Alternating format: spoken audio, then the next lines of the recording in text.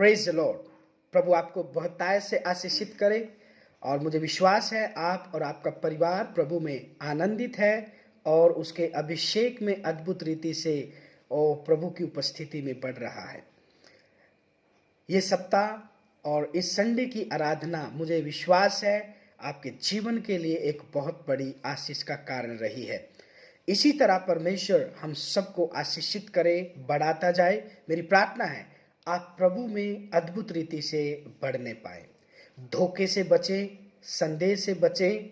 जो लोग आपके विश्वास को कमजोर करते हैं, आपके विश्वास में संदेह पैदा करते हैं, ध्यान रहे उनसे अलग रहें, क्योंकि वो लोग आपके विश्वास में संदेह पैदा करके छुप जाते हैं और वो कभी आपको कठिनाइयों में आपका सहयोग नहीं करते। प्रभु की उपस्थिति में बढ़ने का एक ही कारण है, आप प्रभु के वचन से सुने। मेरे प्रियो, इस सप्ताह में परमेश्वर की उपस्थिति में लेंट का आरंभ हो रहा है। लेंट मतलब दुख भोग, और ये हर साल राख बुधवार से आरंभ होता है। लेंट का मतलब होता है 40 दिन और रात उपवास और प्रार्थना के होते हैं। परमेश्वर की उपस्थिति में कलीसिया 40 दिन और रात उपवास करती है, प्रार्थना करती है और परमेश्वर की उपस्थिति में पश्चाताप को करती है। इस 40 दिन के उपवास को बहुत सारी कलीसियाएं मनाती है, जैसे अलग अलग कलीसियाएं।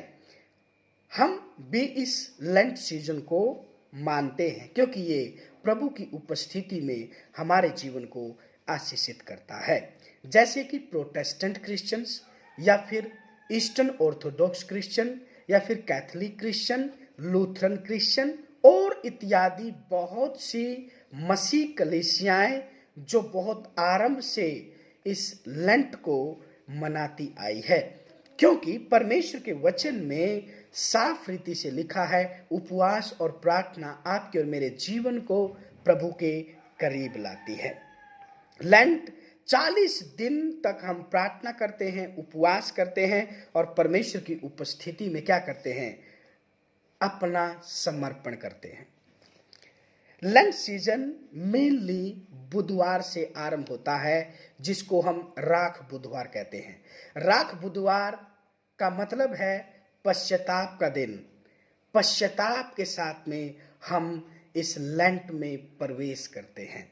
40 दिन तक हम परमेश्वर की उपस्थिति में इस दुख के साथ, पीड़ा के साथ, कष्टों के साथ, भोजन से दूर रहते हुए हम परमेश्वर की उपस्थिति में अपने आप को सौंपते हैं और अपने जीवन को रिन्यू करते हैं, मतलब नया करते हैं। परमेश्वर की उपस्थिति में अपने जीवन को सौंपते हैं। राख उपवास के समय एक बहुत विशेष महत्व रखता है यहूदियों के बीच में। जब हम देखते हैं कि यहूदी लोग जब उपवास करते थे तो वो राख में बैठते थे।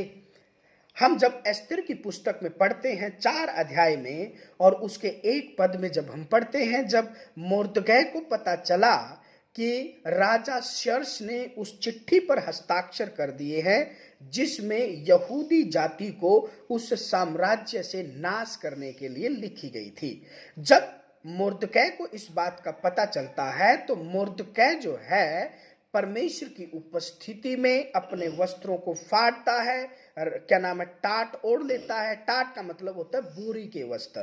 बोरी के वस्त्र वो होते हैं जो कंफर्टेबल नहीं होते हैं, वो शरीर में चुभते हैं, शरीर में तकलीफें देते हैं। इसीलिए परमेश्वर की उपस्थिति में जब उपवास किया जाता था तो इस प्रकार से, जो अत्यंत पीड़ा के साथ जब उपवास किए जाते थे तो इस प्रकार का निर्णय लिया जाता था। इसीलिए मोर्दकै ने भी टाट के वस्त्र पहनकर और राख में बैठ करके वो चिल्लाने लगा और परमेश्वर की दुहाई देने लगा और परमेश्वर की उपस्थिति में पश्चाताप करने लगा। और रिजल्ट ये हुआ कि परमेश्वर ने उस व्यक्ति को जिसने ये षड्यंत्र रचा था, यहूदियों को हानि पहुंचाने की बजाय उसी व्यक्ति को जो है उस मौत के खंबे पर लटका दिया गया। और इसीलिए बाइबल कहती है, परमेश्वर का वचन नीति वचन में लिखा है, जो दूसरों के लिए गड्ढा खोदता है वो उसमें खुद गिर जाता है। मेरे प्रियो, अय्यूब के जीवन में भी हम देखते हैं, अय्यूब 42 अध्याय के 6 पद में जब हम पढ़ते हैं तो उसमें भी परमेश्वर का वचन कहता है, परमेश्वर के कलाम में लिखा हुआ है कि अय्यूब कहता है, अय्यूब अपने आप में कहता है और अपने आप पर कोसता है और कहता है कि मैं अपने आप पर घृणा करता हूं और धूल और राख में पश्चाताप करता हूं। परमेश्वर का वचन जब हम पढ़ते हैं योना की किताब में, जब योना ने नीनवे में प्रचार किया और जब नीनवे में ये प्रचार हुआ और ये प्रचार राजा के कानों में पहुंचा कि 40 दिन के बाद जो है ये शहर उलट दिया जाएगा और परमेश्वर का क्रोध इस शहर के ऊपर आएगा, क्योंकि इस शहर के लोग जो है पापी हैं। परमेश्वर का वचन कहता है, परमेश्वर ने अपनी सामर्थ्य के द्वारा, अपने अभिषेक के द्वारा राजा के मन को बदला और राजा ने अपने राजकीय वस्त्र उतार कर, टाट के वस्त्र पहनकर और राख में बैठ करके पश्चाताप किया। और इसका रिजल्ट ये हुआ कि परमेश्वर ने नीनवे के ऊपर दया को किया। और भी बहुत उदाहरण हम बाइबल में पाते हैं, जब जब लोगों ने परमेश्वर की उपस्थिति में राख में बैठ करके उपवास किया। और इसीलिए हम भी इस लेंट के समय में हम राख बुधवार से इसे आरंभ करते हैं, पश्चाताप के साथ आरंभ करते हैं। ये 40 दिन पश्चाताप के साथ में बीतते हैं और ईस्टर के साथ में हम आनंद के साथ में इसका अंत करते। कितनी अद्भुत बात है कि जब हम कलीसिया एक मन एक चित्त होकर के परमेश्वर की उपस्थिति में आते हैं और प्रभु से कहते हैं, प्रभु हम यहाँ हैं, प्रभु हमारा मूल्यांकन कर, प्रभु मेरे विश्वास को ग्रहण कर, प्रभु मेरी आत्मा को ग्रहण कर। लेंट का समय विशेष रूप से 40 दिन का होता है, लेकिन अगर आप कैलेंडर में इसे देखेंगे तो लेंट 5 मार्च से आरंभ हुआ है इस बार और ये 19 मार्च तक जाएगा, 19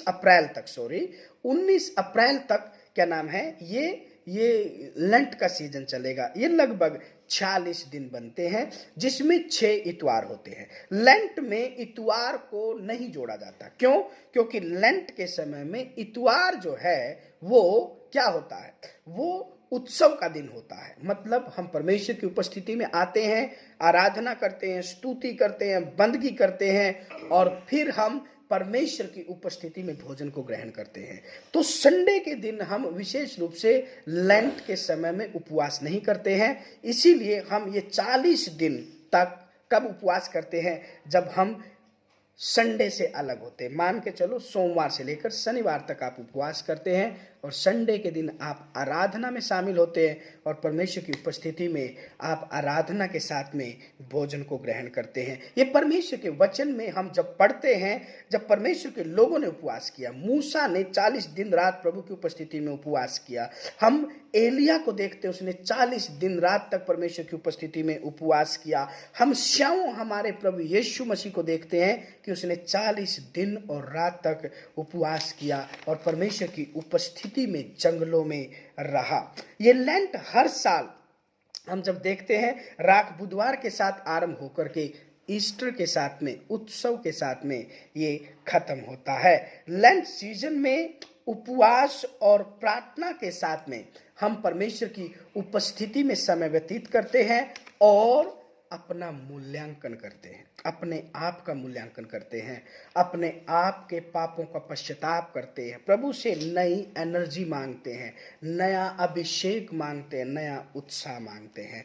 तो ये लेंट सीजन भी प्रभु की उपस्थिति में आप अद्भुत रीति से आशीष पाएं, नई शक्ति को पाएं, नई एनर्जी को पाएं, है ना। परमेश्वर की उपस्थिति में आप मन से, हृदय से उपवास करें। आप डिसाइड करें आप कितने उपवास करना चाहते हैं। आप 3 करना चाहते हैं, आप 7 करना चाहते हैं, 21 करना चाहते हैं, या फिर आप 40 के 40 उपवास करना चाहते हैं। परमेश्वर आपको इन उपवास के दिनों में आशीषित करे, आपको इन उपवास के दिनों में आत्मिक बढ़ोतरी दे, आत्मिक चंगाई दे, आत्मिक छुटकारा दे और आप जो अपने मन के अंदर में इच्छाएं रखे हुए हैं प्रभु उन इच्छाओं को पूरा करे, उन भली वस्तुओं को परमेश्वर आपके करीब लाए, क्योंकि प्रभु का वचन कहता है तू मेरे धर्म और राज्य की खोज कर तो ये सब वस्तुएं भी तुम्हें यूं ही मिल जाएगी। प्रभु आपको इन दिनों में बहुत ब्लेस करे।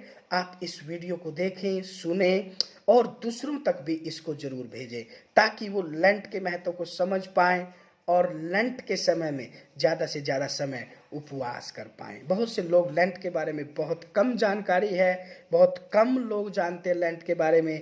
तो आपका ये कर्तव्य है कि आप और मैं कलीसिया होने के नाते इस लेंट में प्रभु के प्रेम, प्रभु के उत्साह और शक्ति में और अधिकताई से बढ़ते चले जाए। God bless you.